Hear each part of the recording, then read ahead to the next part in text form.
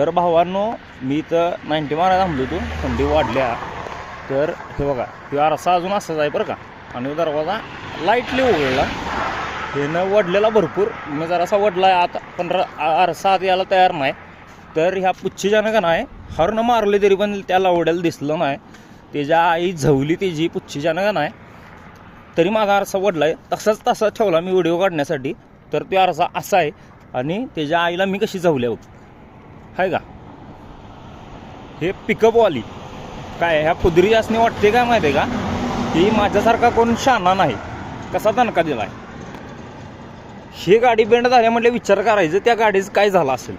तर फुदरीजांनो, परत नादाला लागायचं नाही ह्या गाड्यांच्या. तुमच्या आईला झवण्यात येईल काय. गाडी भले डी पासिंग आहे, पण माणूस कोल्हापूरचा एवढं लक्षात ठेवायचं. आईला एकेकाच्या आईला हेप्पलण्यात येईल.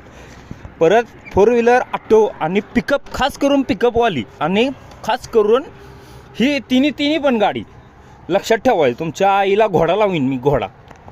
काय आलं का. त्यामुळं परत नादाला लागायचंच नाही आणि नाद करायचा सुद्धा नाही. भेंचोत.